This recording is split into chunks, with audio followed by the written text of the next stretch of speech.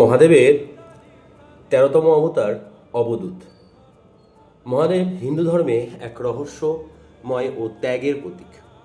তার বিভিন্ন অবতারের মধ্যে ১৩তম অবতার হিসাবে পরিচিত অবধূত অবতার, যা আধ্যাত্মিকতার এক সর্বোচ্চ স্তরকে নির্দেশ করে।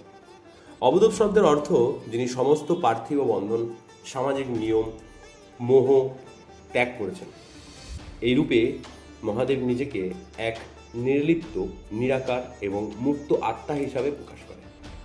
অবধূত অবতারের উল্লেখ পাওয়া যায় ভগবত পুরাণে। এখানে বলা হয়, অবধূত রূপে মহাদেব মানুষের কাছে শিক্ষা দিতে আসেন, জীবনের প্রকৃত সত্য কী এবং কিভাবে মোহ মায়া ত্যাগ করে মোক্ষ লাভ করা যায়।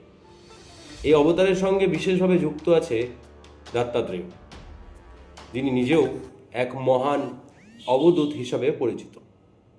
তিনি প্রকৃতি ও জীবনের ২৪টি গুরুর কাছ থেকে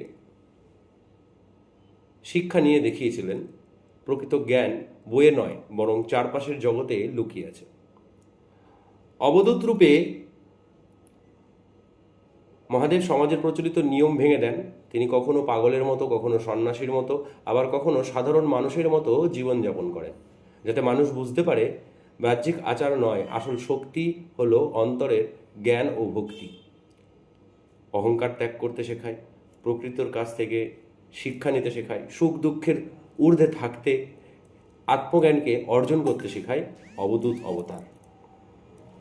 অবধূত অবতার হলো মুক্তির পথ, এখানে কোনো বর্ণ ধর্ম নিয়ম বাধা নেই, শুধু আছে আত্মার স্বাধীনতা এবং ঈশ্বরের সঙ্গে একাত্ম হওয়া। মহাদেবের অবধূত অবতার আমাদের শেখায় জীবনে আসল উদ্দেশ্য হলো নিজের ভিতরে সত্যকে খুঁজে পাওয়া।